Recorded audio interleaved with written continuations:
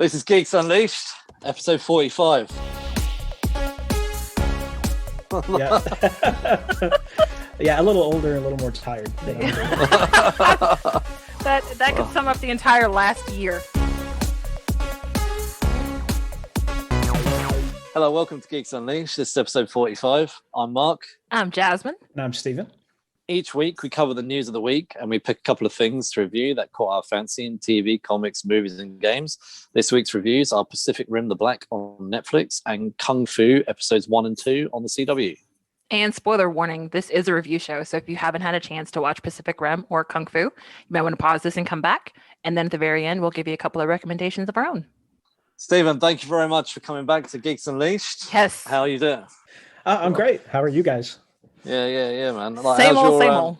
So just a recap. I'm in the UK and you two guys are in different parts of the States. And over here in the UK, we're finally the padlock is slightly loosened, and we've been given some elements of freedom from our watchdog overlords and in Downing Street. So we're allowed to go out now and meet people of six in our gardens. We can go to pubs only if they have a garden. We have to book tables, or you might be able to show up, and there are elements of freedom. And I've decided to go away this weekend down to the coast, and we have my parents have a little holiday home down here, so my audio may not be as clear as it normally is because I'm using headphones and a little mic rather. Yeah, than but your head is clear because you're out on the coast. You finally got out of the house. Oh no, it's nice. You know, like I'm 5 minutes away from a beach. I mean, it's a cold day, but I am near a beach. So there was specks of rain today, but what can you expect? It is the UK. So do you know what? The last 2 weeks, you know what? Honestly, shit, you not like it has had elements of sun and snow in the same day. Like, it's like snowing in parts of Europe right now. Oh, it's just nuts. Like I wake up in the morning, I've got snow coming down. In the afternoon, I'm sitting in the garden getting hot by the sun. I'm like, what is going on? The weather is just as confused. It's trying to come out of lockdown too, Mark. You got to give it a chance to recalibrate. Maybe that's what it is. No one told the sun. No one told the sun. Keeps stubbing its toe on fall. Stephen, what have you been up to since you were last on the show? Yeah, man. Honestly, I've been somewhat addicted to games. What are we playing? I haven't had a game. Yeah, man. Well, old stuff mostly. Skyrim and Tetris. Tetris. Yeah, exactly. Yeah, Diablo 3.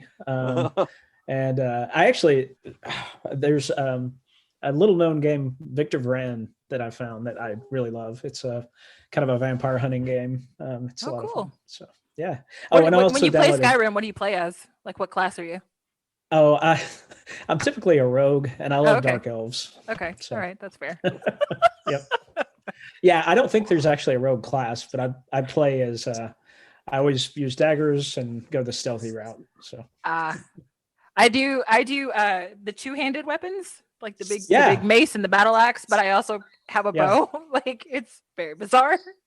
Yeah, man. I've never played Skyrim. Oh, it's addicting. If you like fantasy, it's a lot of fun. I've tried I got frustrated with it and tried to find another game that was like it. And was it open world game or is it? Yeah, totally open world. Oh, okay. Is it like a Horizon? I only played one open world game, as you know, Horizon Zero Dawn. Is it like that? It's far more faction-y than Horizon Zero Dawn. Like there's a bajillion and a half different paths you could take with Skyrim.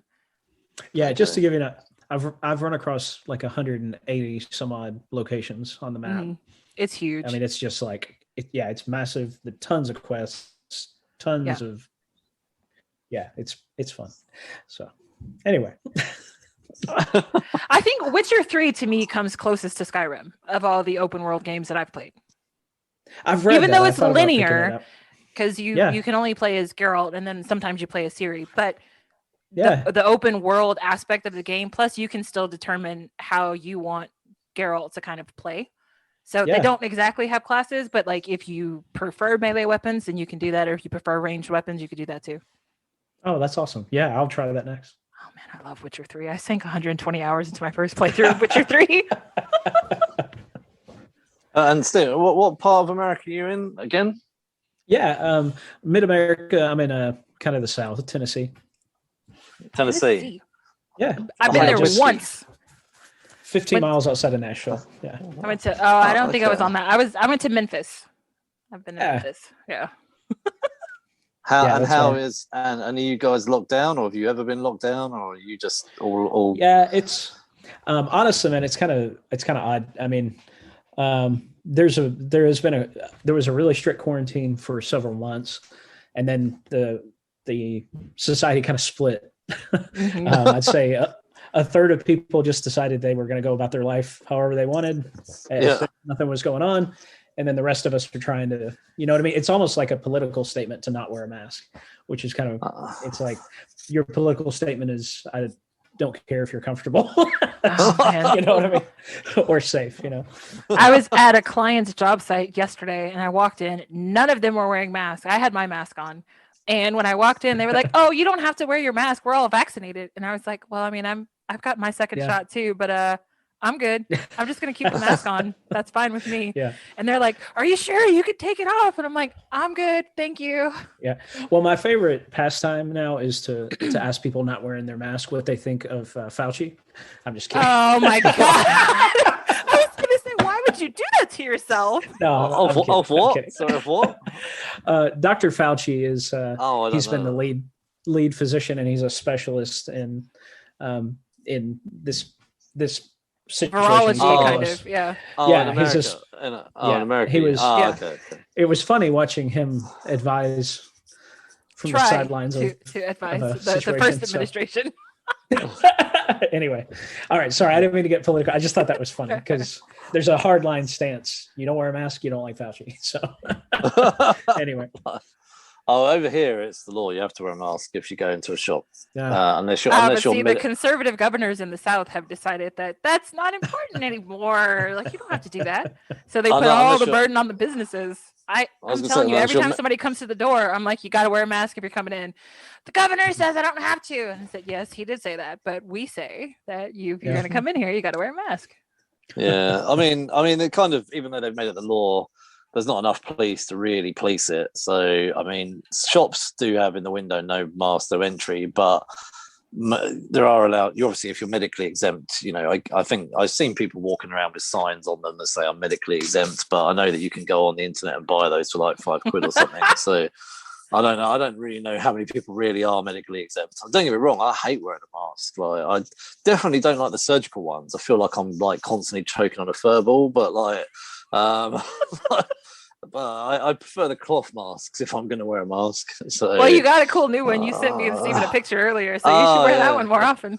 The smiley face one. Like, yeah. I only bought that yesterday. So, anyway, we should. I hate talking about COVID. We've talked about it far too much. So, I saw someone the other day, actually, before we jump on, saying they're going to do some open writers session. You'll jump on, on the Zoom, everyone do some writing together, you know, have a bit of banter, talk through plot ideas or whatever it is, you know, if you're having trouble structuring a sentence. And it said on there, 2 rules: no talk about COVID, no talk about vaccines. And I was like, you know, I could get on board with that. And it's you know, like I was saying the other day, someone said, "Oh, I wish the press would just talk about something else." I was like, I went. There's just nothing to talk about. The press just love it. They love talking about COVID. Like, I went almost like, you know, you'd need something really big to happen. Like, I mean, but don't jinx it. Like, don't. The next thing you know, we're gonna have like, oh, there's a strange happening in the ocean near Japan, and oh god, here we go, kaiju. Yeah, no joke. Well, oh gosh, kaiju or Godzilla or something worse. I mean, come on, man, be careful what you wish for. Well, I wasn't wishing. I just said they need something. They need something bigger. I mean, even, you know, obviously, you know, Prince Philip's death is going to sell maybe a few papers, like for a week or two, or, you know, and it'll be referenced. It'll probably be referenced for a while, but it's not going to be constant. They're not going to be able to fill up, you know, they're not going to be able to fill up the next 3 months worth of papers like they have with COVID the last 12 months. So anyway, again, I'm still talking about COVID. So let's move on. You're a member of the media. You're part of the problem. Part of the problem, yeah. Anyway, we'll jump into this week's news. The first story really pissed me off. Miranda Wayland, who is the BBC's diversity chief, well, she has said Luther isn't authentic enough as he doesn't have any black friends. So for those who do not know what Luther is, it is a BBC crime television series which finished in 2019. It stars Idris Elba as DCI John Luther. Also, she feels that as he doesn't eat any Caribbean food, so this is her actual statement. Yeah, I know. Like, I can see your faces.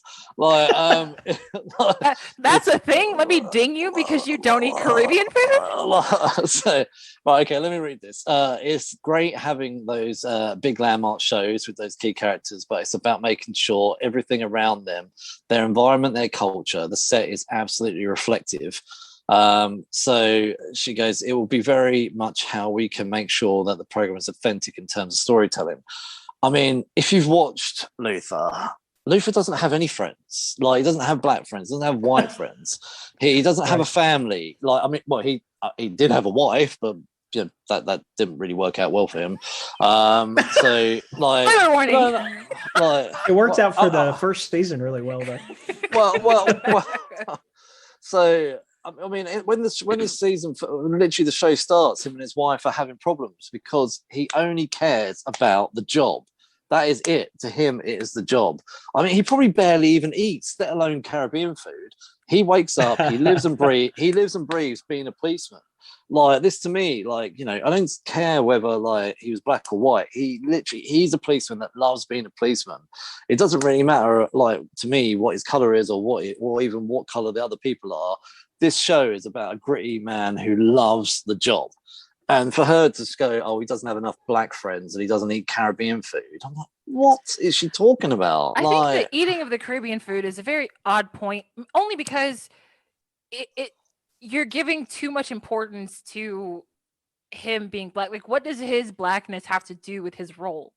Because I think that part of the problem with Hollywood is that there aren't enough minority characters in mainstream TV that are doing random shit.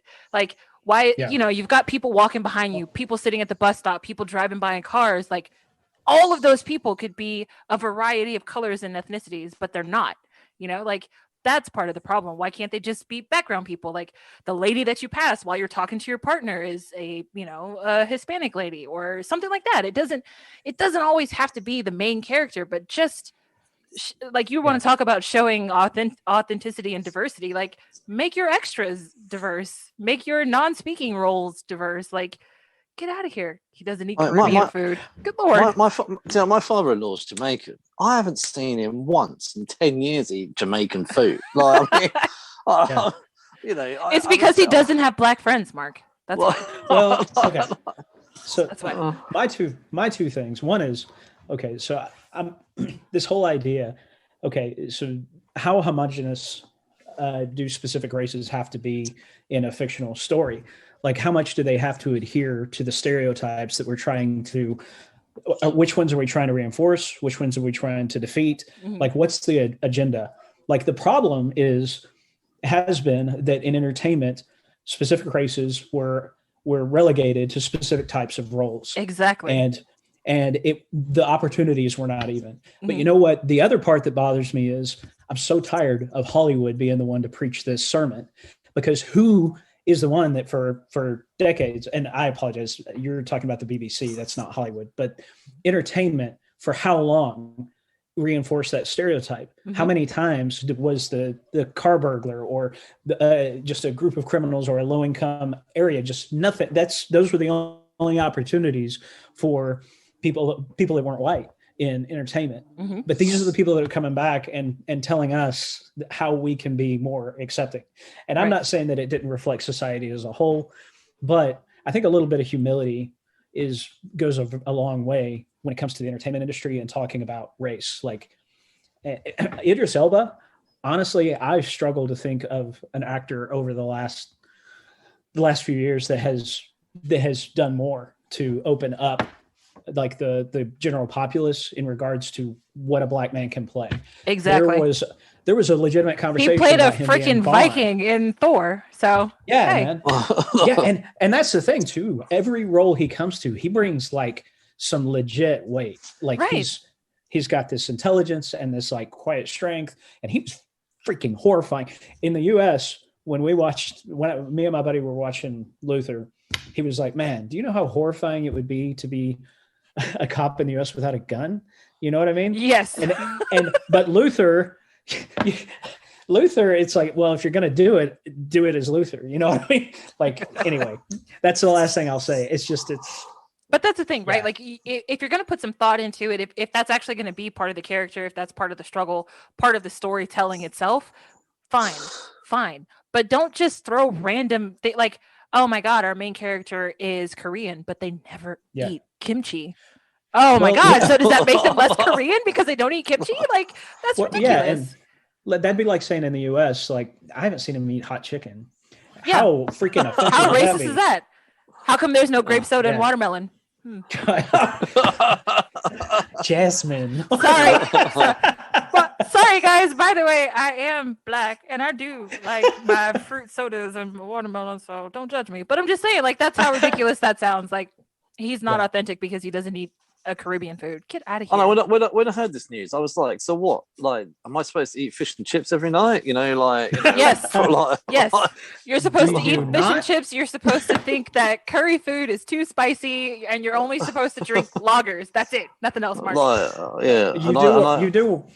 Sorry. Go ahead. Go on. I was just going to make a joke about you being in the baking industry. That fits. That's okay. Yeah. That I guess. I don't know.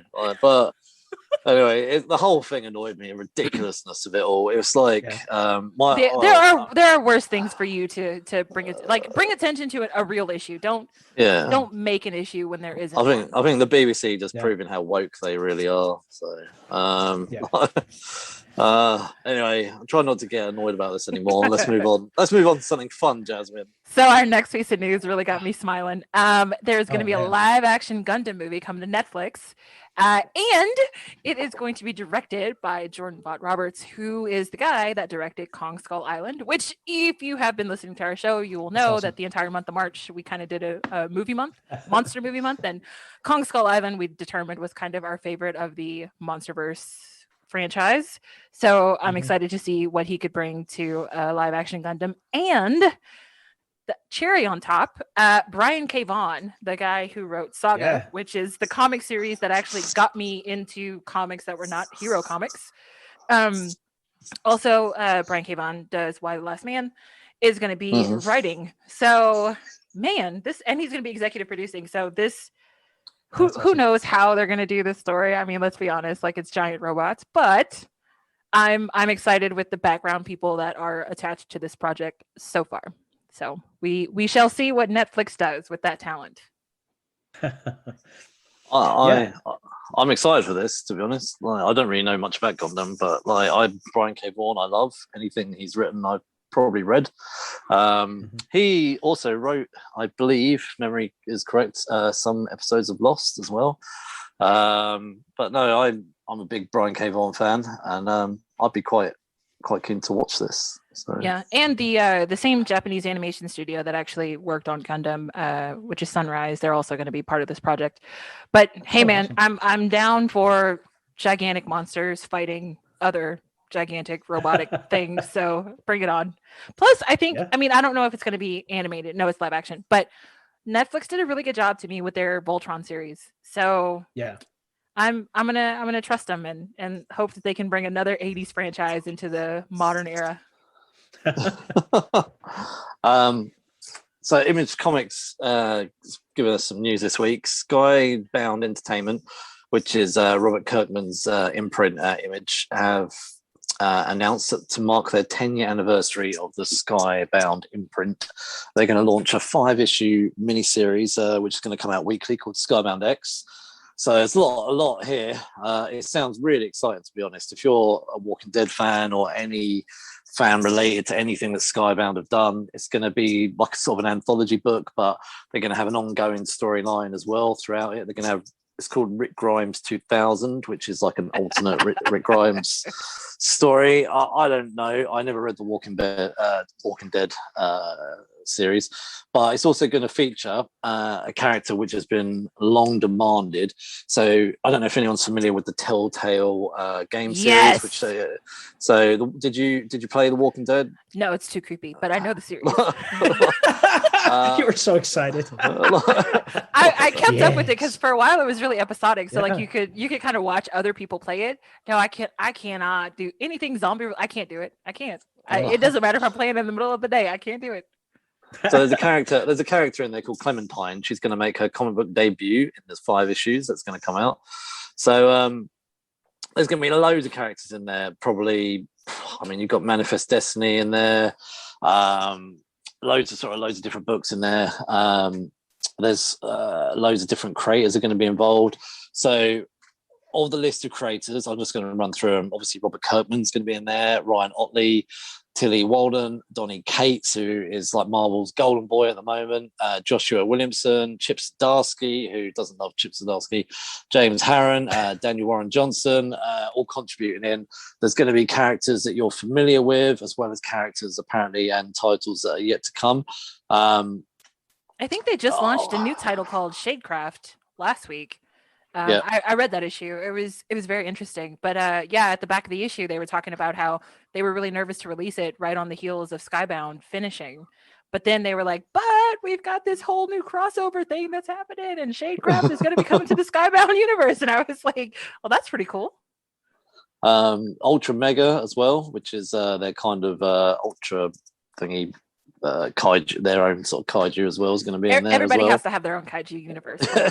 You have to. But Birthright is going to be in there. There's to be honest, there's loads. Redneck as well. Have you read Redneck? I haven't. Are you asking us that because we're from the South? Yeah, I was going to say, why are you looking at me? And my plaid shirt. Yeah. Maybe. No, that's not why. Where's my fish and chips? Exactly. Yeah, we're all falling in, aren't we? That's not why. I read the first few issues of it, but I didn't carry on. But anyway, it's due to start. Issue 1 is going to come out on the 7th of July, and it will carry on weekly from there. Robert Kirkman's done a lot for the comic book industry, lots of free books here and there for comic shops where they were coming out of lockdown last year after Diamond essentially shut down the comic book market. That hasn't gone well for them. That was a bad move on their part. So we're not going to talk about Diamond right now, but yeah, so I actually think this is going to be quite good. I think a lot of comic book fans will be jumping all over this, especially as, he does tend to create books that become hot and end up on eBay at ridiculous prices. So I'm sure there's going to be some first appearance. Well, we know there's going to be a first appearance of Clementine, but I bet you any money you throw some other things in there. So, well, do you think that this is like the MCU effect, where people are so used to these giant, massive crossovers that now everybody has to do some kind of giant, massive crossover? I guess it won't be a strict crossover. I don't imagine you'll see them intertwining. I think it'll be like an anthology with maybe a bit like the vein of crossover. We picked up some like the Future State books. When you pick up Future State book and had a different had a different story. I imagine it's going to be like this. I don't imagine you're going to have Rick Grimes and Invincible teaming up or anything. I don't think it's going to be like that. I think it'll be separate stories. That's how I envision it. I mean, you never know. He might try and do something clever and have 2 of his characters meet that I haven't met before. Who knows? But we'll have to see. But yeah. You gonna pick it up, Stephen? Yeah, definitely. Yeah, I've actually grown to really like Kirkman and the different properties that he's associated with. So, and I'm Image between this and the Spawnverse. I'm really curious. They seem like they're interested in taking a more active role in the comics industry. Anyway, Tom McFarlane has decided he's going to grow his Spawn book from 1 book to 4, isn't he? So, I haven't ever read Spawn before.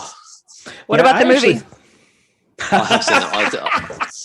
I did see the movie. Well, I'm only asking because you haven't watched Mortal Kombat, and we're covering that next week. I'm just saying. Crap, man! Mortal Kombat. That's like on everyone's list of guilty pleasures. I don't know. I'm going to try and watch some of those original Mortal Kombats before next week. So I will come back to you.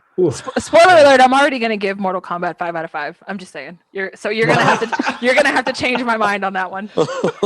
And Mark, I will buy you any comic on. Well, no, that's too big a. Anyway, I would be careful, Steven. Within a reasonable budget of $30, I will buy you any comic on eBay that you want if you will do the Mortal Kombat scream before that episode begins. You know, Mortal Kombat is actually my ringtone on my cell phone. It has been my ringtone for the past 10 years. Every new phone I get, I make sure that I download my old Mortal Kombat ringtone. Yeah, you're anticipating some conflicts over the phone, huh? Just in case. You never know. I used to have the 24. Did you guys watch 24? I only ever watched the first season. Oh, they lost me at the Cougar. Oh. I watched every episode of 24, even the Legacy show. But anyway, in the CTU office, they had the same ringtone, like do do do do. Oh wait, I can't do it. But I used to have that as my thing for my phone for years, and everyone would be like, "Oh, 24." I was like, yeah. As opposed to the ticking sound. No, I didn't have the ticking sound. It was the phone that they had in the office. I would. Gotcha. Anyway. So we've digressed from Image a lot, but yeah, I'm excited. I'm going to pick it up. Yeah, and another piece of news that Jasmine was gracious enough to allow me to talk about is Castlevania Season 4. They revealed a poster, which is as good as gold when it comes to committing to produce it or release it at least. There's no release date yet, but I'm really excited about it because if you watch Season 3, Alucard and Trevor, those two groups never reconnected over that season. That was one of the things I really love the dynamic between those two characters. So I'm hoping that they can reconnect in Season 4. Regardless, if you haven't seen the artwork, oh man, it's looks good. Castlevania artwork is almost it's always beautiful. Yeah. That's something back when Konami really heralded that. It was always beautiful, and this is no exception. So I'm excited about it. I'm super excited because Season 3 ended on such a everybody is miserable kind of note. So I'm really wondering how they get the gang back together and have the epic battle that is brewing. But a lot of characters on that poster. I'm super stoked. Yeah, me too. Yep. And Alucard is back in combat. So. Yes, I know he's got a shield now. I will make sure I watch it, considering I did watch all 3 seasons in February. We covered all 3 seasons on this show too. So I made everyone watch it. Well, Steven had already watched it, except for Season 3. Yeah, I didn't know there was a Season 3 until you told me. So that's my influence on this podcast. I make people watch the monster movies and basically anime. So you're welcome. Yeah, you're so soft-spoken. Those are your only contributions. I know. I got to do something, Steven. Yeah, man. So the first, we always cover 2. The first project first show that we're covering is Pacific Rim: The Black. Good. Loa, find the records of solo pilots. I have located 74 files. The ones who survived it. I have located 3. Marshal Stacker Pentecost and Rangers Herc Hansen and Raleigh Beckett. Preference? Hansen. I must advise against ghosting raw neural data. Override. It's just a continuation of that universe that oh man, Guillermo. It's written out in front of me. Say it for me, Jasmine. Guillermo del Toro. There you go. Guillermo del Toro. I'm trying to read it. That's what's Guillermo del Toro. Anyway, created way back in 2008, the same year that Iron Man came out. And left such a huge impression. It's just continued into another film and then a couple of animated series on Netflix. This is the latest one. It's written by Greg Johnson, Craig Kyle, Paul Giapaccio, that I didn't say that right, and Nicole Dubuck. It was directed by Hiroyuki Hayashi and Jae Hong Kim. So I won't go through all the starring, but it's for me, I really enjoyed this. The art I thought was really cool, and the story I really didn't expect it to go a lot of different ways that it did. The writing, similar to the other Pacific Rim stuff, I kind of went into it expecting it to be like, honestly, the movies and the other series. For my money, none of those were written super well, if I'm being totally honest. Of course not. Yeah. So anyway, generally that's I enjoyed it, but I didn't think it was. What did you guys think generally? I liked that it was so far into the future because it like you said, you get the movies, and the movies kind of are on the heels of each other. So there's not much time in between films to kind of get new things, get new monsters, have different sort of concepts pop up. So this series takes place far enough out into the future that I think by the second or third episode, we get to this secret lab facility where they're growing kaiju hybrids in a lab. So it's really interesting because like of course in the films they had kaiju parts that they could drift with the parts, but they didn't have any actual living fully enveloped and fully embodied like kaiju that they could interact with. So when it got to the part where they found that they call him throughout the entire series the boy, which is kind of funny because that's what I call my brother. I don't call him by his name. Anyway, so was he grown in a lab too? Like... He might as well have been. We have a pretty big age gap between us, so like we didn't actually grow up together. So it's just really funny. Like anyway, as soon as they said, "Oh my God, boy," and I was like, "Hey, that's what I call my own brother." But it was just really interesting because like literally they pulled this kid out of a tank, and it's like, why the hell would there be a kid in a tank? And at the very beginning of the series, they've already talked about how the whole continent of Australia has fallen. They've basically given up on Australia. They're pulling everybody back to the coast. And they're like, if you don't get to Sydney or Brisbane or Perth, like anybody in the interior of this country, like we can't help you. So get to a coast if you can. That was one of the things I really enjoyed about this series. I really liked seeing some of the civilizations and that had kind of been created based on the kaiju threat in Australia, and some of the mythology. I thought they did kind of a cool job moving that forward with. I really liked the monster designs, and I missed the previous animated series. So this may have happened before, but I had no idea that humans could become kaiju. So that was kind of a surprise to me. And then I don't know. I just thought some of those beats were interesting and kind of cool. I didn't love like the relationship between the twins. I didn't, like I said before, I didn't think the writing was awesome. I thought there were the whole idea of the co-piloting thing in the Jaegers is cool. But I don't feel like they've ever really taken advantage of what you could do with that relationship. You know what I mean? Especially with twins. And so the things that really impressed me the most were the design of the monsters, the world, the overall animation style was beautiful. And I actually, I thought that the directors did a good job of communicating the scale, which can be really difficult in animation, but it reminded me a little bit of growing up. There was an Ultraman anime that I saw that was just beautiful. And this reminded me of that a little bit. And when you're dealing with Jaegers and kaiju, scale is like critical.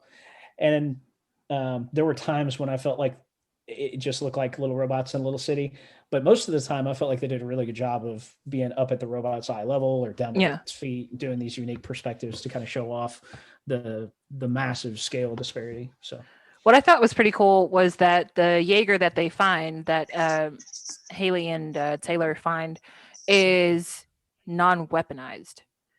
And it's kind of like, how the hell do you stick these kids in a post-apocalyptic world? And they find this machine and they're like, hell yeah, we finally got a way to get out of here. And then the machine has no weapons whatsoever. And I thought it was really mean of the AI, Loa, to be all like, oh yeah, he's like, fire weapons. And so she like simulates firing weapons. And she's like, I would say that they all landed, except I don't have any weapons. So I was like, I did think that bit was pretty cool. She's like, however, that's what I would have said if we'd have not. Right. But I was thinking about that, like, because we had, just before we were recording, we were sort of talking about the children, how naive they were, and like And obviously, I know that annoyed you, and obviously, it's frustrating. And I understand that it's a plot point, but again, it was one of those things where it's like I'm so used to watching more adult entertainment that it's really hard to kind of flip that switch. And it took me 3 episodes to finally get to the point where I'm like, they're kids, Jasmine. Like, they're kids. Like, of course, they're like probably 13 and 16 or 13. I don't know. They're very young, but like, give them a break. But like the whole first episode, I was like, oh my God, you're a moron. Why would you do that? Why would you go there? Why would you make that much noise? So I had to really kind of rein it in, but like, I get it. And there was growth, even just in the 7 episodes that was this season. That's what I was going to say. Yeah. So you at least got to see them do some maturing. Yeah. No, I was thinking like like you as well. Like sometimes I watch something and it's like dramas, for instance, like and it's always the common thing you always see in a drama is like, I don't know, a married couple and I don't know, an outside third party kisses one of the married couple, and then one of the married couple decides to not tell their partner, and then 3 episodes later they find out, and then they're like, cause a big drama. And I'm like, why would you not just tell your wife or husband straight away? Like even I was sitting there watching my wife going, I would literally just get off, like ring them, or when I got home say, by the way, I was at work today, the woman who I told you, or I kept saying, you kept saying was flirting with me, and I kept saying, no, they're just friendly. Well, they made a move at me, just so I tell you now, I've shut it down. And then, but always in dramas, you always, because they do this stuff to cause friction, and then it will drive, another 2 or 3 episodes or whatever. Yeah. So it's the same thing with this. Like if on the episode 1, the brother and the sister were like badass, could go in there, retrofit a gun to the guy, to the arm, whatever. Recalibrate the missile guidance system. Yeah. If they jumped on and they straight away knew how to pilot the thing, and all this kind of stuff, then we'd be like, oh, okay, well, we don't need 4 seasons of this show, because like are they going to get out of Australia by the end of the first episode? So I think in my head, 7 episodes and they're only 20 minutes each. Like, it's not enough time to tell a really big story. But like when Haley finally found the Jaeger, she had the opportunity to listen to the training programs and she chose not to. And I'm like, you could have at least pretended. Like, you could have let them play. Even if you were like doing other things, but like to skip through all of them and then think to yourself, like, fuck it, I know how to drive this thing. And I'm just like, how do you know how to drive this thing? Look, exactly. I'm 40 this year. I would skip too. I would never. I would never have told anybody that I found the Jaeger. I would have gone back every freaking day and I would have gone through all 40 lessons. And then I would have been like, I got this. I'm a bad bitch. I'm gonna run this thing and we're gonna get the hell out of here. And then I would have fucked everything up. Like, that's the progression that I would have done. Men don't do instructions. I would have gone next, and I would have jumped on that pilot. As she was doing it, I was like, I didn't care that she's like 16 or whatever. I was like, I would have done the same thing too. Like, I would have. I just like, would you have gone next, or would you have watched Training, Stephen? Honestly, I have a healthy respect for heights and large quantities of metal. I've been in enough car accidents to have a healthy fear of colliding in giant metal contraptions. Stephen would at least pretend to listen to the instructions. But also, let it be known, I am a wimp, Mark. So whatever condolence that is. Anyway, so but also, where if you think about the fact that the Jaeger comes with no weapons, they obviously had an idea that they were going to evolve their Jaeger and they do. They get a really badass arm with a claw thing and chain with it. That is gifted to them. Yeah, which is gifted to them by this mech. Jaeger, which it's a bio, like, what is it? Bio something. It's like a kaiju. It's like a kaiju Jaeger. It's a kaiju Jaeger hybrid. Yeah. So, which again was pretty cool, and it was done a lot better than what we saw last week. Kong versus Godzilla with their weird the Mecha Godzilla thing. Yeah. I didn't like that. So, but anyway, I really enjoyed the whole thing. To be honest, I was actually surprised how much I enjoyed it. I loved the artwork, the style, the 3D anime. I loved all of that. I like what you said though about the bad guys. I loved. Is it? It was Shane, isn't it? The Australian guy. So they come across these sort of Australian sort of gang run by this guy Shane, who clearly is a massive going to be a massive pain in their ass going forward. Although he tries to steal their Jaeger, the kids obviously get the Jaeger back, and this is where because that guy is going to kill the kids, doesn't go very well for them because they bond with the lady who works for Shane. Is it May? Yeah. So May, they were going to kill the guy, and then May's like, no. She gets the gun, and then she blows his head off. They don't show it on the screen, but so I was a bit like, okay, how far are they going to go with this? Because it's only a 12. Yeah. But they didn't show it. But he got capped. He was very dated. No, but I think I really liked. I liked when they finally brought the villains in because it gave the kids something to rally against, but it also gave them a very, very fast crash course in I guess streetwise abilities and that kind of thing. It kind of sped up their progression as to how they would then move through this post-apocalyptic world without their family. So it was good when they finally brought in the villain, and I love that they made him bad. He was an awful guy. He had the way that he rigged that radio. That scene in, I think that was episode 5 or 6. That scene really got me. That's good. Because he had this sort of Jaeger engineer that worked for him, and he fried his brain because he was trying to pilot, or he was trying to learn to drift with all of these henchmen who were basically dumb as rocks, and so it didn't work, and he fried the engineer's brain.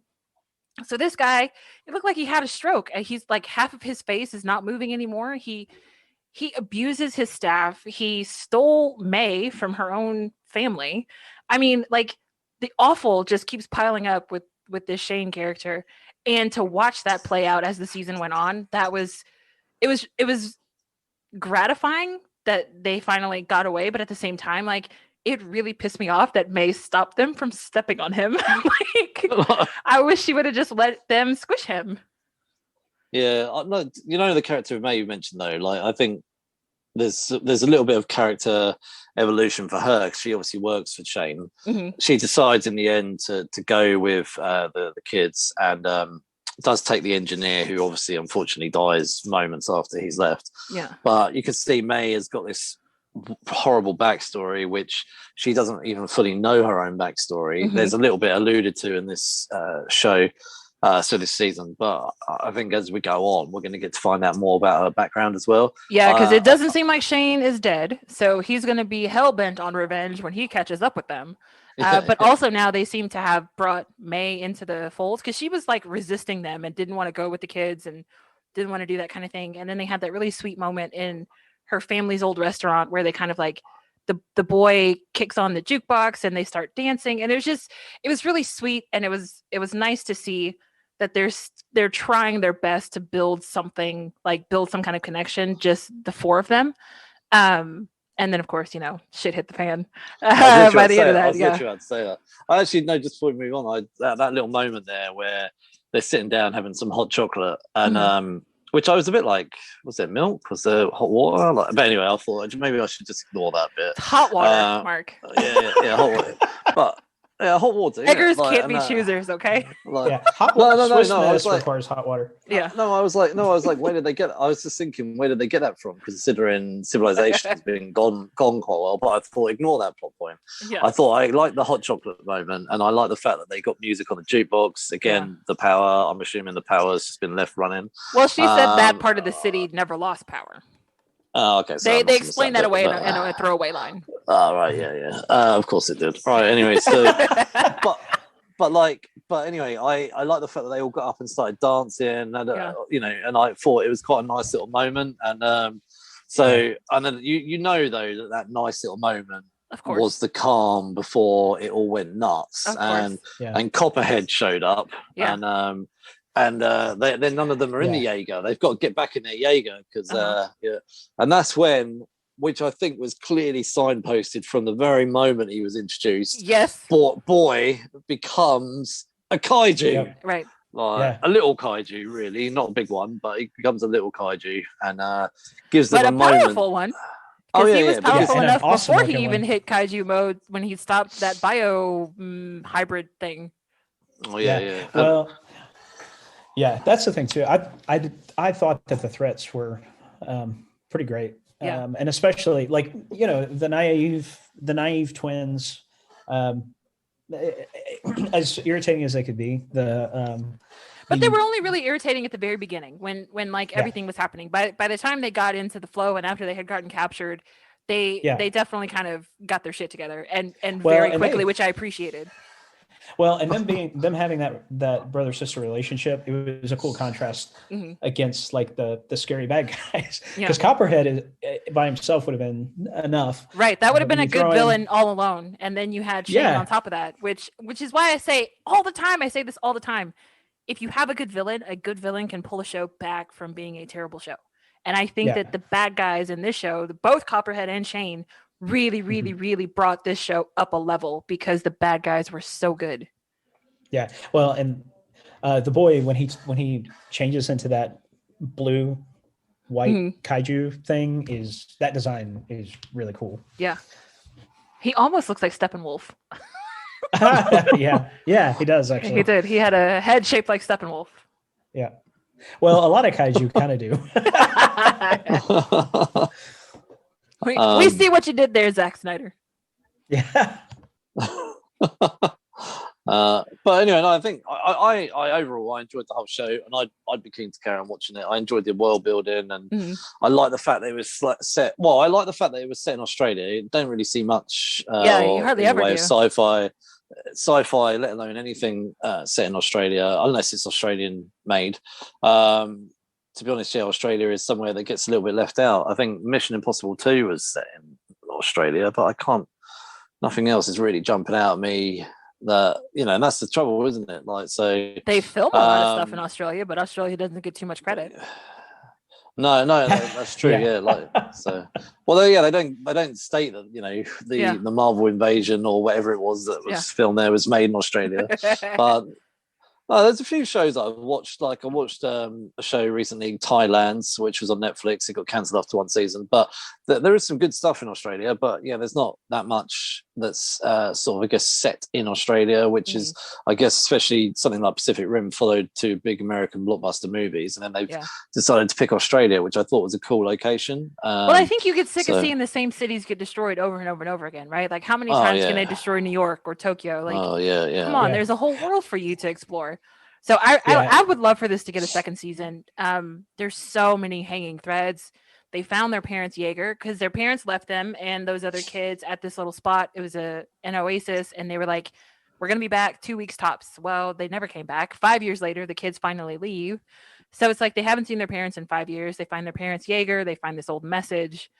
So are their parents still alive? Did they make it to sit? Like, there's so much going on. What's going to happen with the boy? Like, can the boy change back into his human form? Like, now that he has turned kaiju, like what is happening next? Like, it really pulled me in. And by the last episode, I was like, dang it. By the second episode, I was ready to just write this show off. And now here I am at the end, and I'm like, I need a second season. I would definitely say the last episode, well, I didn't realize it was 7 episodes. I thought it was 8 for some reason. So when it ended, I was like, oh, where's episode 8? I was like, no, don't tell me that's. I was like, don't tell me that's how you're leaving us. Yes, like, they leave you completely hanging. Nothing is wrapped up at the end of this. The only thing that's wrapped up is Copperhead is dead. Yeah, that's it. So with the boy being the boy is sort of stuck as the kaiju, but what's her name? The girl, Haley's obviously like sort of trying to talk to him and calm him down and stuff. And then it sort of zooms up to the top of a cliff with these weird like monk people like looking down. Sisters. Yeah. So they're like looking down, going, "We found like the kaiju whisperer or whatever," and and I was like, okay, and that's it. And then it just suddenly ends, and I was like, oh, like I know. So I enjoyed it. I would love to see a second season. It's a slow start, but it really, really picks up. And once it does, it never slows down. So it picks up about episode 3, and then it just running full speed until the end. So we loved it. I'll give you that. The first couple of episodes slow, but I think from the moment they introduced Shane and his people, it was all sort of guns blazing. Really, it was. I would say the age is appropriate of 12. So there's nothing too bad, and the only really, really like gory deaths that you see are the few kaiju that they do kill. So, and I also appreciated that they brought in new sort of kaiju, like those dogs, the kaiju dogs. Yeah. That was a really, really neat kind of touch to throw in there, as opposed to everything has to be on this massive scale. Well, now, because like if it's a big enough kaiju, you might be able to like hide behind a building and avoid it, but you can't outrun these dogs. Like they're on your level. I did love those like dog kaiju. Yeah, they were very scary. I think that's what I like best about the show overall is it kind of extended the mythology beyond just giant robots and monsters, but it didn't get rid of that. You know what I mean? That's if it's Pacific Rim, you have to have that, but you also have this ground level stuff going on. Yeah. But I think it's good again that they didn't have the weapons, because then you're giving these kids an advantage that's too much power for them to have when they don't even know how to navigate this world in the first place. So maybe if they make it to the coast and they find other, hotspots or other people, then we can talk weapons and actual big scale massive fights. But I really like that they kind of kept it simple, and it was basically, instead of fighting, most of the series was kind of hit them a couple of times and run like hell. Like, let's just get the hell out of here and live to fight another day, So we rated this 3.5 out of 5. And it sounds like we all enjoyed it, and we're looking forward to the second season. Yes. All right. So our second episode this week is What was everybody doing? Huh? What was it? Oh my god, they were kung fu fighting. Oh my god.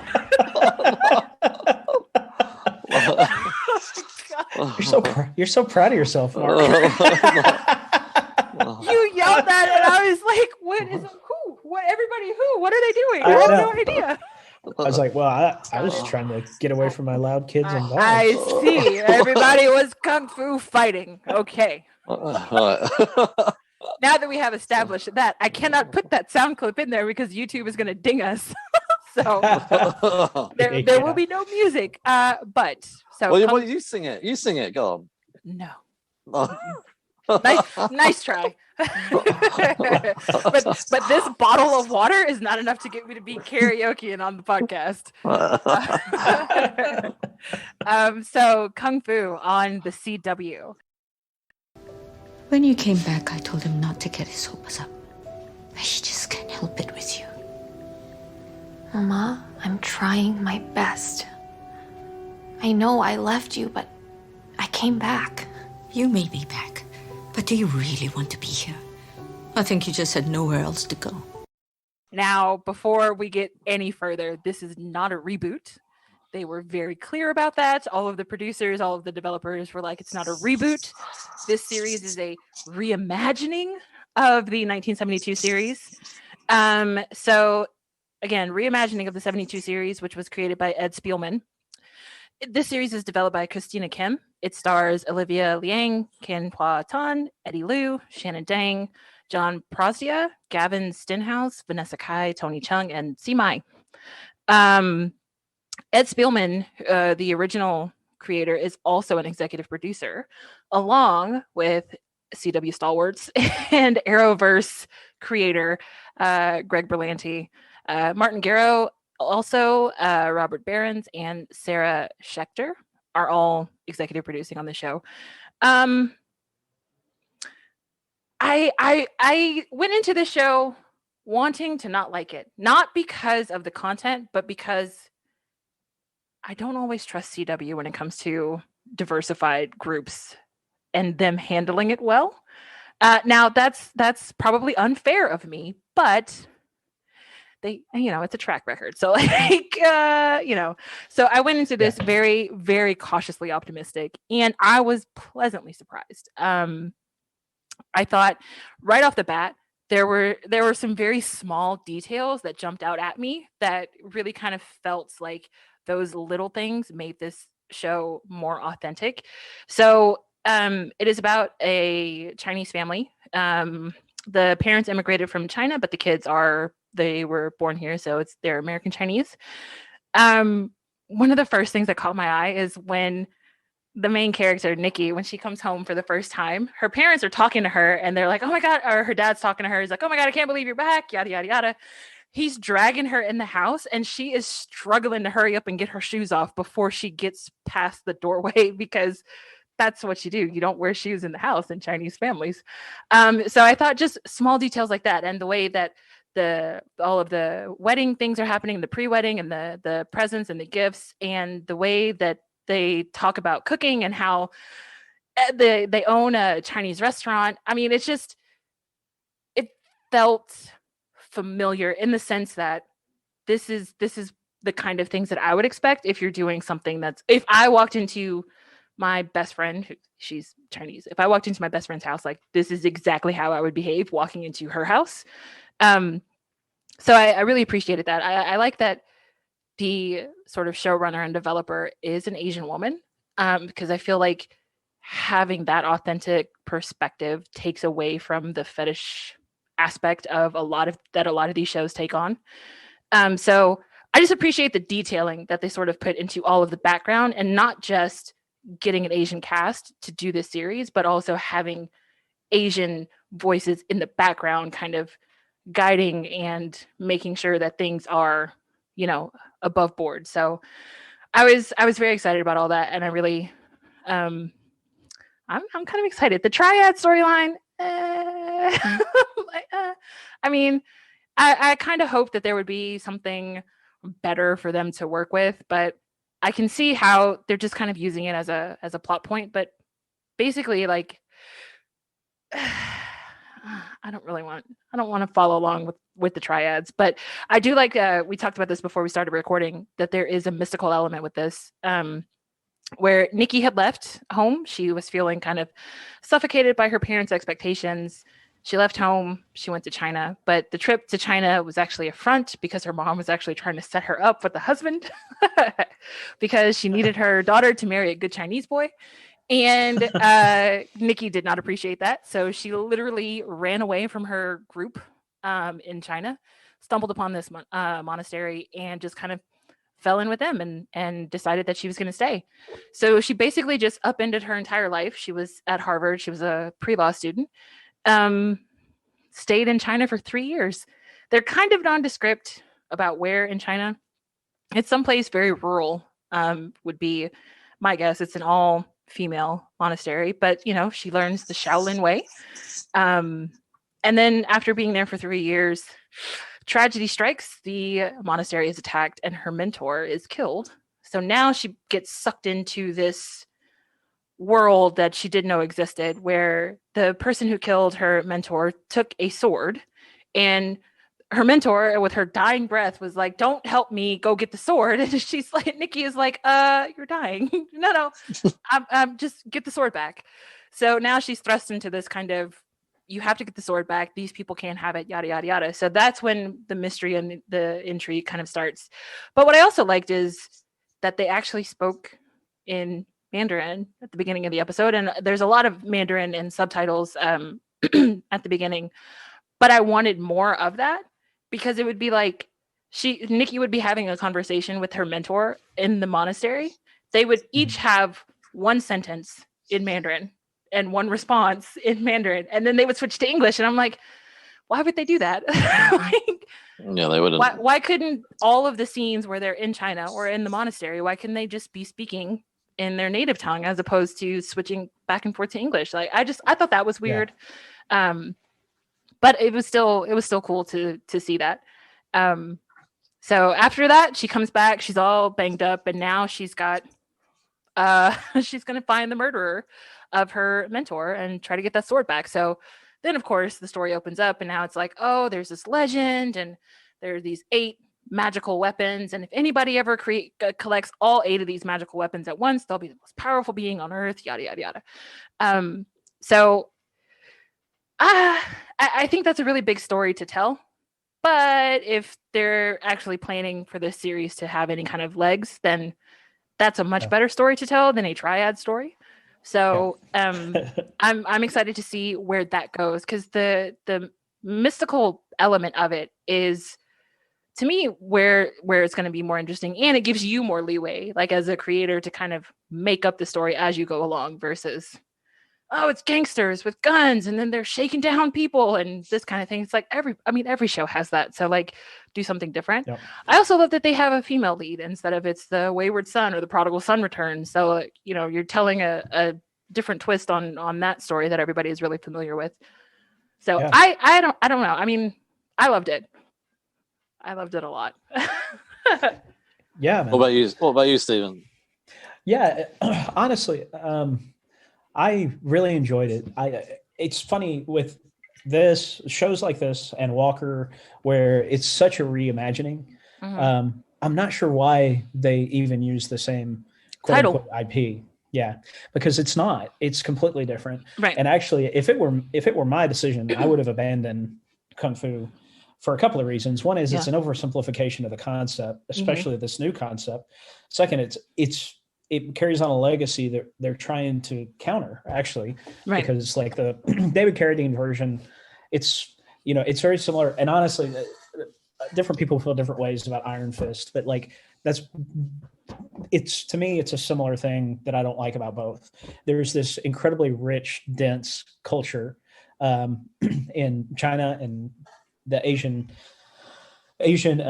cultures in general that is just kind of oftentimes it seems like a white guy is a foreigner coming in and discovering it is the way they want to play it out. It's almost like a Chris Columbus tale being told over and over and over again. Like you didn't discover anything. You tripped and you went the wrong way and then you wound up in the wrong place. Like yeah. And it's, to me, like while the one criticism that I'll put on this version of Kung Fu, and then I'll get into what I loved about it, is I feel like it almost did the reverse by starting off in the monastery and focusing so much on this total immersion into that, and then bringing it into San Francisco. Yeah. It's like you said, Jasmine, you're almost like, it's like, man, that kind of sucks. How cool would it be to have a whole, even if it's a whole few episodes in that environment before you go anywhere else. And, I know expense has to be the number one reason for it, but anyway, it hurt going back to somewhere so familiar, But my issue with that is too, like, since it's a CW has a bad habit of relying on flashbacks entirely too much. And the latter seasons of, the earlier seasons, of Arrow were proof of that. Like, the entire third season of Arrow, it was just like, oh my God, are we back on the island? Like, is this a dream? Yeah. Like, I don't know what we're doing.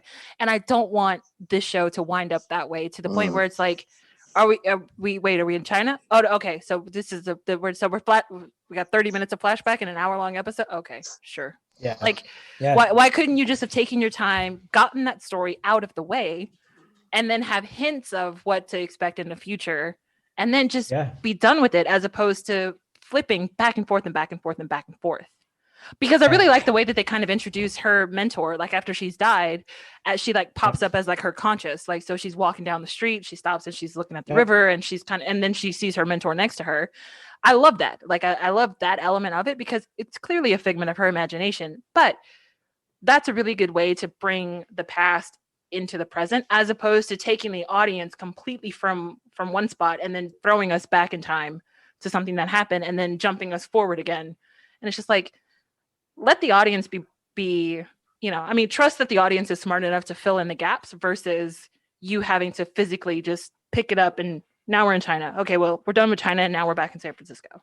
Yeah, I would have much preferred, I don't know, even 3 or 4 episodes of, like, say, the main character even leaving the family, ending up at the monastery, maybe spending 2 or 3 episodes, we go through the training. Maybe they just didn't think that the fan base or audience would be interested in that. Mm-hmm. But make it like, make the training and the fighting a lot more, I don't know, brutal. Maybe put this on at a 9 p.m. or even 10 p.m. slot or whatever, you know. Maybe even introduce the element of this bad guy rival, like there's rivalry out there, etc. You know, and have the build up to it. Maybe they come across maybe a minor soldier before the big attack happens over the first 3 or 4 episodes. Maybe over say, I don't know, if they did it the first 4 episodes, you could show those 3 years over those 4 episodes. They could just sort of time jump a little bit, because you're not going to need to see every day in, day out, because that would be boring to see every single day. And also that would give me, one of my big complaints is, okay, she disappeared for 3 years and what, she's come back like a kung fu master. So I can't like appreciate that enough, because I haven't seen that. Like, you haven't seen the struggle. Right. Yeah, and okay, we've got the flashbacks, but those flashbacks are quite minor, and I don't know. I'm not really, you know, like you say, I'm not that bothered about doing these flashbacks. And when the flashbacks happen, I know we've only watched 2 episodes, but I haven't really cared about them enough. Those flashbacks, I would much rather we'd have, maybe even if they released a double episode and just did like a sort of almost like a 2-hour intro. A bit. Do you know what? Like, I have to say it. When I watched it, I couldn't help but think about Firepower a little bit. Like, and Firepower handled this like, so. If people don't know, Firepower was a graphic novel by Robert Kirkman. He released all in one go a graphic novel which just showed the main character's journey, you know, to a monastery and became trained, basically, you know, as a fighter, and then something happens very similar to this, and then he returns home, and then but then we jump forward like sort of 10 years, him living 15 years, him living a normal life, and then he's drawn back into the struggle, and this is kind of very similar to that. I'm not saying, you know, that, and to be honest, you know, whether or not they read this and did their own thing or not, who knows, but you know, again, people were saying that Firepower is very similar to Avatar: The Last Airbender, and you know, even Iron Fist. So you know, there's never an original idea. But I thought that Firepower handled it very well. You know, they gave us a graphic novel that just covered the whole time during the training, and kind of, you know, like you just said, get the training out the way. And I would have gotten much more on board with, you know, CW dropping a 2-hour movie. And then weekly after that. I think, you know, it's great that they've got pretty much a 95% Asian cast, and it's, you know, and they're not afraid to even lean on the fact that they're Chinese, you know, with their Chinese board games, you know, Chinatown, you know, the Chinese restaurants, you know, and a lot of the sort of Chinese ways. I think it's great that we're having a show like this in this day and age, but I just felt there's a lot of cheese in here. You know, in the first episode, one of the side characters, you know, she's suddenly hacking people's bank accounts, and I was like, oh god, really? Like, I was sort of massive eyeball rolling when that happened. I was just like, one, you just made it way too easy for these characters to get from A to B. Like you just said, you know, they're trying to take down a gang, and they take down an entire gang in one episode. I mean, that could have been the first season. Like, that could have been a big juicy storyline, taking down like you know, and then the next episode we're taking down some guy who like sort of beats his wife or whatever. Like, and I thought, okay, I can see what we're doing here. We're going to have episodic villain, kung fu, a little bit of kung fu here and there. And then we're going to have maybe 2 or 3 minutes every episode leading to the lady who took the sword. Like, and then in the final episode, something will happen, whatever. And then we'll probably hear that the CW cancels it. So I hope not. I don't know. CW. I mean, how many seasons of Supernatural? And I mean, Beauty and the Beast got 4 seasons. So. 4 seasons. Rain. How many seasons did Rain get? That was a horrible show. 4 seasons. 4 seasons. Yeah. Come on. Yeah, come on. Yeah. It's the CW. I mean, the CW never does 1 and done. It'll at least get 2, and then we'll see. Yeah, we'll see how it goes from there. They must cancel shows via fax. Got 1 season. Yeah. It just takes people a while. They're like, "Oh, we made 6 seasons. What do you mean we got canceled 3 years ago?" Yeah. Yeah. No, I will say 2 things I really like. At least like the idea of, I like the idea of the mystical elements. Like, I like the idea of the sword, and I liked the rivalry with Zeman. That felt very like classic kind of. Yes. I don't know. It just I enjoy the ideas of that, depending on how they kind of flesh it out. And I also liked the family relationship. It's a little bit cliched that when you go away and you come back, there's all this tension. But I really liked the almost like hallucination she had where everything was copacetic. Yeah. Kind of contrasted against like all the anxiety that she, what I mean, that it was causing before. I don't know. I think there are some high points, and I'm kind of looking forward to see how they develop it. Yeah, I thought it was surprisingly relatable. Not necessarily like going to another country for 3 years and then coming back home, but I really feel like there is a period of time when, you're in your early 20s, you're in school, you haven't quite graduated from college yet, but at the same time, like you're having that kind of like, holy shit, I have no idea what I want to do with my life kind of moment. And I think the way that they kind of play on Nikki's feelings about that, like her parents forcing her to do, well, not necessarily mostly her mother, forcing her into sort of this specific path that her mother has laid out. So I kind of appreciate that they give Nikki the room to be like, you know what? I don't want to walk your path. Even though I have no idea what my path is, like I got to do something to figure it out. So sure, she makes some silly, up and leaving and never coming back. Like I think that's a bit wild, but like she's trying, like, and you can see she's trying to work her shit out. She's not necessarily keeping everything close to her chest. Like she opens up to her sister, but like, she talks to the guy that she meets who works at the university. He's a TA, but like she's trying, as opposed to she's come back home and she's just angry, or she's still resentful, or has that kind of like emotion running through her. So I appreciate that we're not going that route. It's not necessarily revenge. Like, sure, she wants to find the person that killed her mentor, but she's not like, I'm going to get her at all costs, yada, yada, yada. So I like the balance that they've struck so far with, she has her own life and she is trying to figure out how to live that life. So I think that's pretty cool. Although I do agree that some of the characters are kind of stereotypical, which sucks a little bit. But I guess like if their background, like we could always do background characters better. But I am still looking forward to the show. One pet peeve. It's my pet peeve. It's my fault, really, because I watch way too much shit on the CW. But like, I am so over all of this Vancouver scenery. Everywhere they go, I'm like, oh, that's from episode such and such of Arrow, where Thea moves out and gets her own place, and then that dude breaks in, and it's just like, oh my god, I cannot watch the show without bringing in other CW shows because they just reuse the same locations over and over again. Anyway, also pet peeve, when they went to Singapore and homegirl was wearing a fur coat. No, ma'am, you would die. Like you would be dead in Singapore wearing a fur coat. It is humid. It is the most humid place I have ever been in my entire life, and I live near a swamp. Oh man. Well, so before we wrap up this, what do you guys think of the actual like kung fu in the show, like the actual fighting? B-.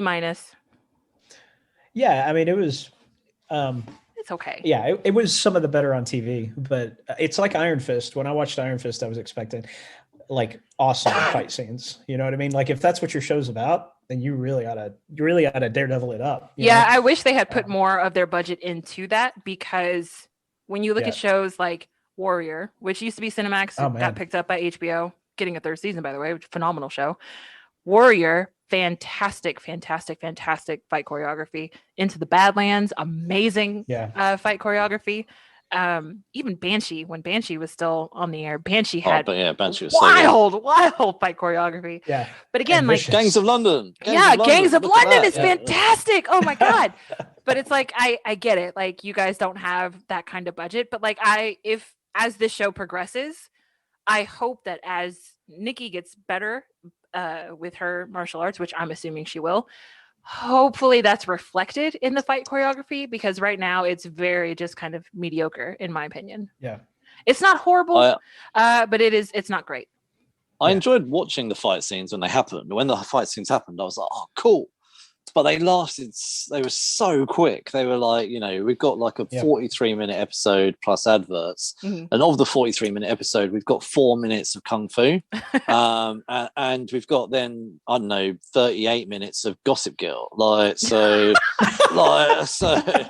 I like Gossip Girl. No offense. It's just honestly this is it's like probably the best way to describe it is like Gossip Girl goes to the dojo. Like I don't know. It's probably the best. Like XO. Yeah, you should write log lines.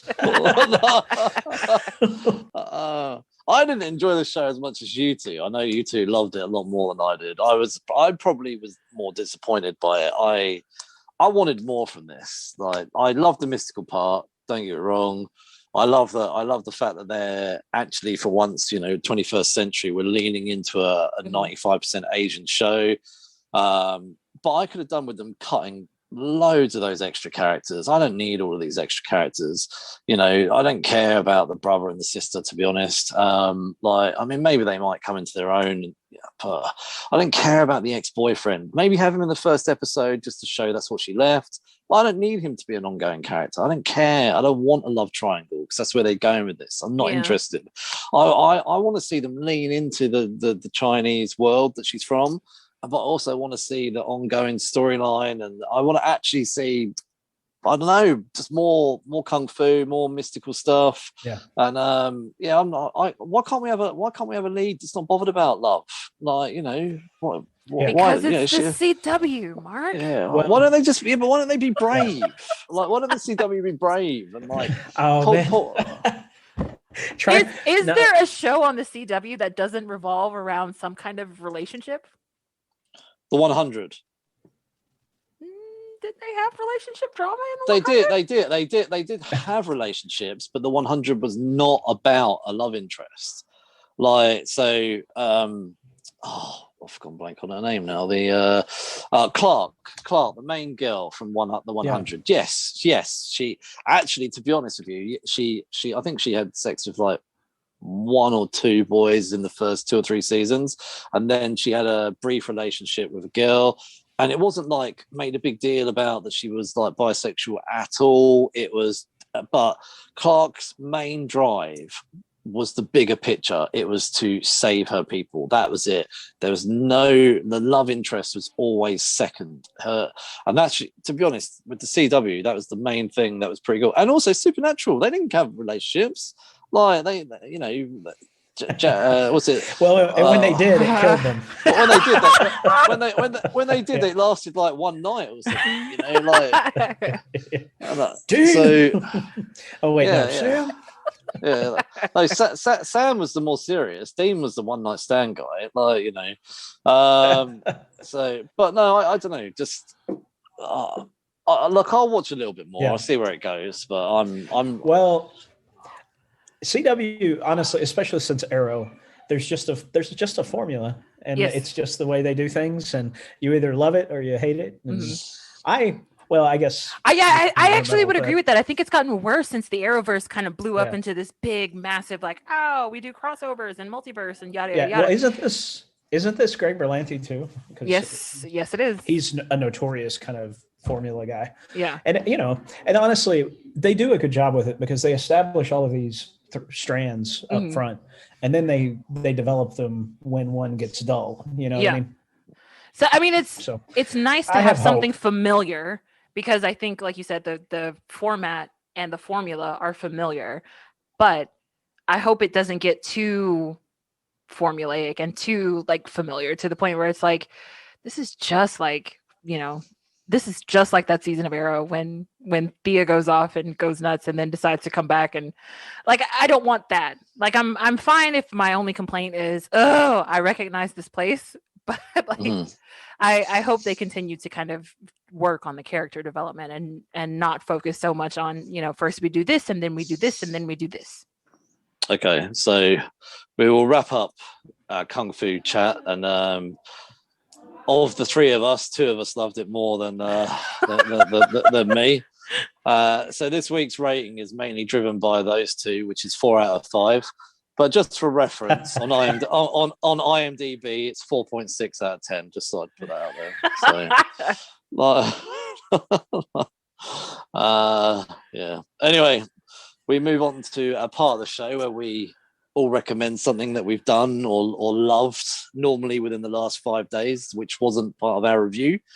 I read a bunch of last week's comics because I'm behind, mainly because of Easter bank holiday. Comics come into the country later, and I tend to get my comics shipped to me, so I only got them a couple of days ago. Batman 107 from last week by James Tynion. Your favorite Batman writer. Oh yeah, honestly. Do you know what though? Like, so I read. I was also behind on Superman. Bendis. Honestly, I love Bendis, but they should never have put him on Superman. But anyway, since what's it? So Philip Kennedy. Philip Kennedy's come on board. I read his first 2 issues. It was a very gentle 2 issues. It was nothing over the top, whatever.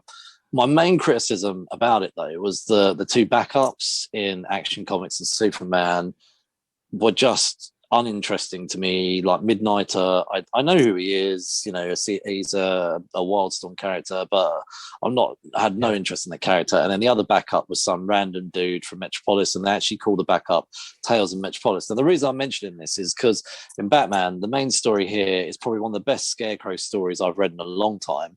But the backup was Ghostmaker. So my criticism with the Metropolis and the Superman Action Comics one was you get this backup story for 2 characters who no one gives a shit about, and it's got nothing to do with Superman or drives the Superman story further forward. But like here in Batman, they're doing this whole thing now on all their big books where they're putting in backup stories. It's another reason to charge another $1 on the front cover. But their backup in Batman is Ghostmaker. So Ghostmaker is basically Batman's new, wouldn't call sidekick. They've become like partners. But the backup here is Ghostmaker going off and kicking ass and all that kind of stuff. And like, you know, and actually he's like pretty much like another Batman, but he's got a bit more humor about it. So he's like, so as he's sort of jumping onto this island, taking out these bad guys, she said that he's got this AI in his ship or whatever, and she's like, I haven't got 100% data or whatever of what's down there, and he's like, oh, brilliant. He goes, it's no fun when there aren't surprises. Like, and lands on the island like with knowing like 90% of what's going on down there, but actually glad that he doesn't know. And what I thought was, you know, James Tynion also wrote the backup as well, so it's cohesive. I would definitely recommend it. The Scarecrow story is so good, and the Ghostmaker backup actually was a really good backup. It wasn't a pointless backup. So I mean, if that Superman Action Comics carries on the way it is, I'm just not even going to bother reading the backups. And the backups in Batman, really, really well done. So that's my week's recommendation. So what is the price? Because the last time when we were doing Future State, like some of those books were $8. No, it's $4.99 dollars. So I mean, it's like £3 something over here for me. So well, normal price is for, I think actually for most of the DC books it is $4.99. Just a big, and just some of them are $3.99. Yeah. Well, since they added the backups, they've bumped the price. Put the price. But you know what? I mean, I'll put money on it now. The long-term plan probably is that DC will drop the backups but keep the price. Like that's of course. Just like bag fees on airlines. All right. My recommendation this week. Surprise! It's an anime. This is an anime that is new to me, but it is not new. It is Snow White with the red hair. It's actually really kind of sweet. This came out in 2015. Right now you can stream it on Funimation. It's about this woman who is an herbalist, and she's got this bright, unnaturally red hair that nobody else has. Like there are no other redheads in this world that they live in. And it catches the eye of the prince of the country where she lives. And he's like, you know what? Go get her. I'm going to make her my concubine, and then everything's going to be fine. And she's like, hold up, buddy. And so she decides that is not the life that she wants. She cuts off all of her hair. Well, she cuts off most of her hair, leaves it, and then leaves town. And basically, it's pretty badass, actually. The series is basically about her trying to sort of again, just like in Kung Fu, she's trying to forge her own path. She has decided that she doesn't want to be a concubine. That's not the life that she wants. She wants to be an herbalist, and that's what she's going to do, damn it. So she goes to the neighboring town, meets the prince from over there. Feelings ensue, but there is one line early in the episodes that kind of gets me. It's 2 seasons, 13 episodes each. Yeah, 13 episodes each.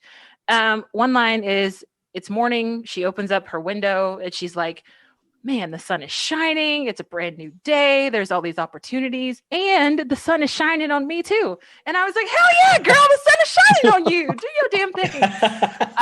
So it was really kind of a great sort of break in the heavier kind of anime that I've been trying to catch up with. So Snow White with the red hair, where a woman has decided for herself that she doesn't just want to be somebody's arm candy. She has a purpose, and she's going to live her own damn life. That's awesome. Yeah, as a father of 2 daughters, I appreciate that message. So. Oh yeah, it's PG. Like there's not too much fight. There's a couple of fight scenes where there's a little bit of blood, but it's not one of those animes where you got like bouncy boobs and random sex comments every now and then. So it's kid appropriate if you wanted to show it to your kids. Yeah, man. That was a Haiku U. Oh my God, I love Haiku so much. It's so good. Anyway, I'm gonna introduce her to those in this week, hopefully. Listen, if she likes gymnastics too, hit me up, Steven. I got a whole bunch of sport anime recommendations I could give you. Yeah, no, that's awesome. This week, I actually watched this a little while ago, but I've been looking for shows that I love and just rewatched Upgrade on Amazon, which is Robbie Amell and Andy Allo. It's awesome. It's basically, the concept is that in the future, that instead of anticipating a religious afterlife, they have a digital one. So you can, much like you buy insurance, you can buy into an afterlife, and almost everyone has one. But it, depending on your, just like everything else in life, depending on your finances and your access to wealth, you get a different type of afterlife, which is like, it has some of the most cutting commentary. It is hilarious. It's got like one of the best love stories I've seen in years. There's just a great chemistry between the 2 main characters. It's really charming. It's probably my favorite show from the last year. I watched it with my wife, and we just really, really loved it. So watched the whole thing in a weekend, and it's awesome. Is it just 1 season? So far, yeah. They started, it's been renewed, but just like, so many shows, COVID has delayed it. I've heard good things, but I haven't actually watched it. So that I might put that on my watch list. Yeah, I would really, really love to hear what you think about it. I can't recommend it enough. So cool. Well, next week you can come back and join us, as we will be reviewing the Mortal Kombat latest movie, 2021. And we will be also reviewing Sleeping Beauties Volume 1, which collects issues 1 to 7 from IDW Publishing. And don't forget, we did start a second podcast series where we tackle some of the most essential graphic novels of all time. Our 5th Late to the Party Book Club episode was March by Andrew Iden and John Lewis. That episode dropped in February. And our next book club is going to be at the end of April, and it is Akira Volume 1 by Katsuhiro Otomo. You can also follow us on social media. We're Geeks Unleashed on Instagram, Facebook, and Twitter. Yeah, and if you like this podcast, you can find all the other episodes, and any recommendations we love and appreciate. You can find us on Podbean, Google, Apple Podcasts, Spotify, pretty much anywhere that podcasts are available. Take the time, if you would, to give us a 5-star review and just share it. We're looking for a broader audience, and that would be greatly appreciated. Cheers. You can also, by the way, I was laying in bed the other day and just thought it'd be cheesy and said, Alexa, play the Geeks Unleashed podcast. And it's been ages since I've done it. So it continued an episode from like months ago that I listened to. So I was like, oh, that's annoying. So whilst, no, I just thought I'd say whilst I was, so I said stop, and then I did it again, and then it went back to the episode. And I was like, okay. So whilst that episode was playing, I then said, Alexa, go to the latest episode, and it jumped to the latest episode. So I know, so smart. So I was like, right, okay. So anyway, if you ask Alexa for the Geeks Unleashed podcast, you will definitely be able to listen to the latest episode. So anyway, thank you very much for joining us, and we'll see you next week. Bye. Bye.